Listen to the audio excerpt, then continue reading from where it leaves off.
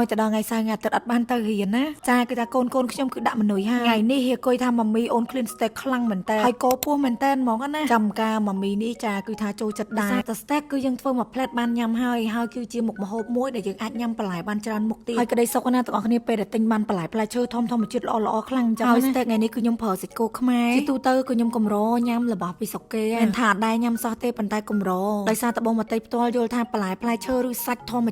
ជាតិដែលអត់បកកឬទុកយូរនឹងនៅស្រុកយើងវាច្រើនហើយណាមួយវាល្អសម្រាប់សុខភាពទៀតហើយបងមកតៃចង់អួតថាទឹកសូសស្ទែកបងមកតៃស្រាវជ្រាវចង់កន្លះជីវិតឥឡូវគឺឆ្ងាញ់បានសម្រេចហើយស្ទែកយើងធ្វើភ្លាមញ៉ាំភ្លាមក្តៅមិនឆ្ងាញ់អញ្ចឹងបងមកតៃឆ្លៀតមកដាក់មកតៃ collagen plus មួយកែវសិនសម្រាប់មកតៃ collagen plus បងមកតៃណែនាំឲ្យទាំងអស់គ្នាញ៉ាំមុនញ៉ាំអី10-15នាទីគឺថារូបមន្តមួយនេះគឺ work ល្អខ្លាំងមែនតើជា collagen របស់ប្រទេសជប៉ុនហើយមានកម្រិត collagen ខ្ពស់មែនតើ collagen សុទ្ធដែលចម្រាញ់ចេញពីធម្មជាតិមានរសជាតិឆ្ងាញ់ស្រួលញ៉ាំអត់ពិបាកញ៉ាំទេអានេះទៅជួយបំពេញនឹង boost collagen ក្នុងខ្លួនយើងអារម្មណ៍ថាញ៉ាំជាប្រចាំទៅសុខភាពកោសិកាស្បែកយើងល្អពីខាងក្នុងមកមកតួខ្លួនបងអូនមើលតែកញ្ចក់ខ្ញុំមកឡើងរឹងមាំហើយឡើងផ្កាឈូកហើយសម្គាល់ថាស្បែកមុខស្បែកខ្លួនយើងមើលទៅហាប់តឹងណែសភ្លឺថ្លាចេញពីខាងក្នុងឡើងគីឡូឡើងម៉ត់ឡើងមានសំណើមមកជួយកោសិកាស្បែកយើងពីខាងក្នុងមកតួខ្លួនហ្មងស្បែកសក់កញ្ចក់ភ្នែកឆ្អឹងសន្លាក់យើងជួយកាត់បន្ថយ stress និងសម្រួលដល់ការមករដូវរបស់យើងទៀតកាត់បន្ថយស្នាមលើមុខលើដងខ្លួនបានល្អណាស់កាត់បន្ថយមុនជាំស្នាមអាចរុយជាពិសេសនោះគឺស្នាមជ្រីជ្រួញស្នាមស្លាក់ខ្មៅបំពង់ភ្នែកអីហ្នឹងខ្ញុំអត់ទៅសើអីទាំងអស់គ្នាញ៉ាំភ្លេចខ្លួនណាបកទៅមើលរូបខ្ញុំការទឹកសម្រាលហើយស្បែកខ្ញុំសម្រាលហើយឡើងស្ងួតស្អាតដូចត្រីងៀតហើយជាំទាំងមុខជាំទាំងខ្លួនទៀតកាលហ្នឹង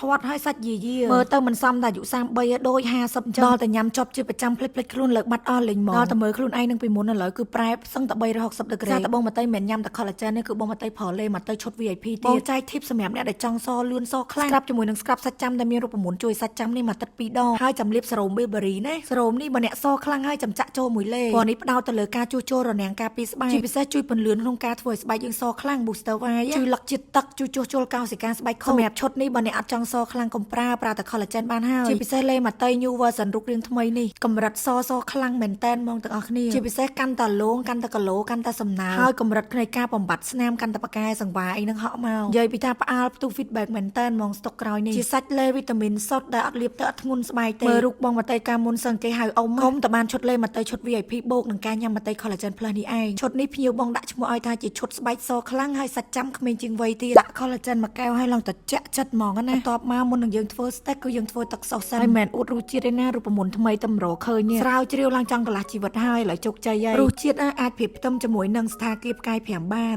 នហើយបងប្អូនហើយកូនកន្លះខ្ញុំមកអែលពូរហូតនេះឃ្លានណាស់ម៉ាមីអើយក្លិនឈ្ងុយអើយលើកទឹកចិត្តហើយថ្ងៃនេះជាមនុយដែលគេកំងផ្ទាល់អញ្ចឹងហើយគេមកជួយធ្វើកូនកវត្តម៉ាមីណាថាមានកូនប្រុសអត់គួរស្រឡាញ់កូនប្រុសខ្ញុំគួរស្រឡាញ់ទាំងអស់ហ្មងនិយាយពីថាប៉ាកែបច្ចោទៅសើលើកទឹកចិត្តម៉ាមីណាស្រឡាញ់បារម្ភយកចិត្តទុកដាក់ជាមួយម៉ាមីខ្លាំងជាងប៉ាប៉ាទៀតនិយាយពីថាមកឈរចិត្តនឹងស៊ូរហូតម៉ាមីតិចទៀតខ្លាញ់ហើយបងប្អូនហើយហេតុតែបារម្ភពីម៉ាមីយកគម្របឆ្នាំងមកបាំងនឹងនិយាយពីថាធំហើយធំតើតែម៉ាមីថាអត់អីទេមិនបាំងទេធំខ្លាំងឈរមើលនឹងមិនអត់ប្រយោជន៍ទេណាតែសើរហូតឈ្ងុយណាម៉ាមីអើយអូនឃ្លានមែនតើឲ្យតែម្ហូបណាក៏ដោយនិយាយពីថាឲ្យតែម៉ាមីធ្វើអត់ឆ្ងាញ់ក៏ហូបអត់បើនិយាយពីមនុស្សចេតនាចេះក្រែងចិត្តខ្លាចម៉ាមីអន់ចិត្តពិបាកចិត្តអត់សុបាយចិត្តនឹងមានតាំងពីតូចកូនខ្ញុំទាំងអស់គឺដូចគ្នាហ្មងគឺចេះញ៉ាំបន្លែផ្លែឈើគ្រប់មុខដូចខ្ញុំអញ្ចឹងតែទៅជាហ៊ីស៊ីញស្គមឲ្យតវ៉ៃដោយសារអីអត់សូវចូលចិត្តសាច់ទេតែចូលចិត្តបន្លែផ្លែឈើភ្លេចខ្លួនណាបងប្អូនអើយហៀកុយឡើងចង់ប្រពន្ធម៉ាមីបាត់ហើយឡើងកន្លោះស្ដោកមានអ្នកណាគេដូចខ្ញុំមកគិតទៅមុខវែងពេកក៏មិនដឹងចេះតែគិតថាកុមារភាពរបស់កូនហេតុអីក៏ខ្លីម៉ែទៅសម្រាលគេថ្ងៃមុនសោះឥឡូវគេឡើងកន្លោះបានចុះបើសិនគេធំទៅគេទៅរៀននៅឆ្ងាយគេមានជីវិតជារបស់គេតែយើងនៅបានអោបថើបបន្លែអញ្ចឹងទៀតអស់ហើយម៉ាមីនេះមួយថ្ងៃទូលរវល់ប៉ុណ្ណាក៏ដោយក៏ព្យាយាមចាយពេលវេលាឲ្យបានល្អតាមដែលអាចធ្វើទៅបានចង់ឲ្យកូនមានតែអតីតកាលល្អអនុស្សាវរីយ៍ល្អកាលនៅពីក្មេងជាពុកម្ដាយគេបងប្អូនគ្មានអីចង់បានក្រៅពីចង់ឲ្យកូនលូតលាស់ធំឡើងខ្លាយទៅជាមនុស្សល្អទេហើយក្នុងមួយអាទិត្យក៏ខ្ញុំមានពេលញ៉ាំបាយដើរលេងជុំគ្នានិយាយណែនាំកូនដូចជាមនុស្សធំអញ្ចឹងមិនថាកូនខ្ញុំនៅអាយុទូចក៏ដោយសម្រាប់ថ្ងៃមុខមើលយើងមើលដឹងទាំងអស់គ្នាព្រោះថ្ងៃម៉ាមីនិងប៉ាប៉ាខំប្រឹងធ្វើការសម្រាប់គោលដៅសឹងតែគ្រប់គោលដៅអស់ហើយតែអ្វីដែលមិនដឹងថាខ្លួនឯងជោគជ័យឬក៏អត់នោះគឺការចិញ្ចឹមកូននេះឯងតែគិតថាឲ្យកូនធំឡើងខ្លាចជាអ្នកអស្ចារ្យមកពីណាអីទេសុំធំតែកូនធំឡើងខ្លាចជាមនុស្សដែលមានក្តីស្រឡាញ់មានគុណធម៌មានទឹកចិត្តចេះឲ្យតម្លៃមនុស្សជុំវិញខ្លួនរៀនសូត្រចេះដឹងខុសដឹងត្រូវទៅបានហើយលោកអើយ